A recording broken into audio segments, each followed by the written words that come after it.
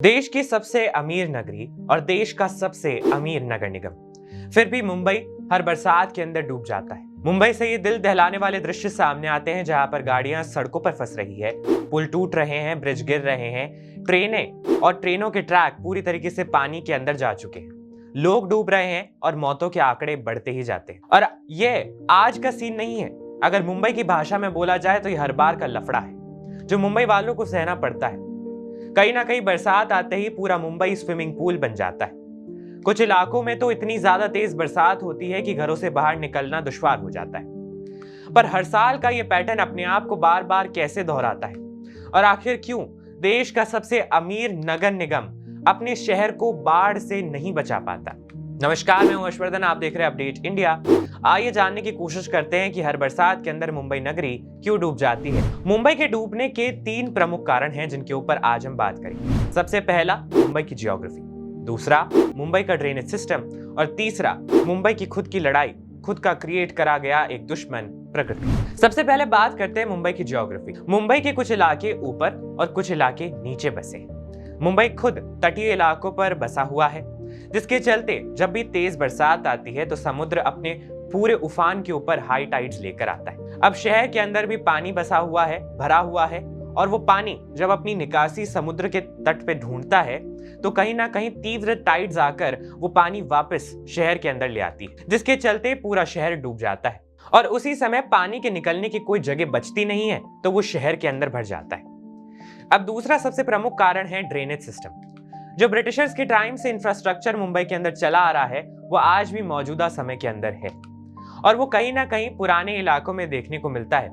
जहां पर कहीं ये सिस्टम बहुत ज्यादा अच्छा है, वहीं पर इस सिस्टम को कई जगहों पर बदलाव की जरूरत है। मुंबई के नगर निगम बीएमसी का हर साल का एक नया वादा सामने आता है कि वो नए नए उपकरणों के साथ मुंबई की बरसात की समस्या को सुलझाने की बात करते हैं, पर फिर भी विफल हो जाते हैं। कुछ तकनीकों की अगर बात करी जाए तो जैसे कि geopolymer lining, underground water holding tank, high capacity pipeline stations की बात करी जाती है, पर फिर भी इन बड़ी बड़ी तकनीकों का नाम लिया जाता है और बावजूद भी बार बार बीएमसी का ड्रेनेज सिस्टम पूरी तरीके से विफल हो जाता है। सोशल मीडिया पे एक वीडियो वायरल हुआ था जो कहीं ना कहीं एक आयरनी का सबूत है कि खुद बीएमसी का एक वर्कर जो है एक गड्ढे में गिर जाता है, उसी ड्रेनेज के अंदर गिर जाता है जिसके अंदर बीएमसी के बड़े बड़े वादे डूबते हुए दिखाई देते हैं। पर अब बात कर लेते हैं सबसे बड़े कारण की, मुंबई के अंदर खुद पैदा होने वाले मैनग्रोव्स के जंगल की। मैनग्रोव्स की एक खासियत है, ये जो मैनग्रोव के पेड़ होते हैं ना, इनके अंदर पानी को सोखने की क्षमता बहुत ज्यादा होती है। तो जब भी तीव्र टाइड्स आती हैं, तेज बहाव के अंदर पानी समुद्र से आता है, तो ये मैनग्रोव के पेड़ जो होते हैं ये इन्हें सोख लेते हैं, और जल्द से जल्द सोखने के कारण बाढ़ की सिचुएशन नहीं बन पाती। इन्हें आप एक नेचुरल ड्रेनेज कह सकते हैं। अब सबसे बड़ी समस्या ये बन चुकी है कि इनको काटा जा रहा है और बहुत ही तेज तीव्र तरीके से अतिक्रमण किया जा रहा है। मैनग्रोव के पेड़ जहां पर थे, अब वहां पर अतिक्रमण के कारण कंक्रीट के जंगल बन चुके हैं। यही नहीं, मुंबई हाई कोर्ट ने कुछ समय पहले एक ऑर्डर के अंदर अपनी मंजूरी दी जिसके अंदर 45,000 मैनग्रोव्स की कटाई की मंजूरी मिल चुकी है। इसके ऊपर जब प्रकृति बचाने वालों का, एनवायरमेंटलिस्ट का कहना था और इस दावे को सुप्रीम कोर्ट में चैलेंज किया गया, तो सुप्रीम कोर्ट ने भी कहा कि हाई कोर्ट ने सोच समझकर इसको मंजूरी दी है।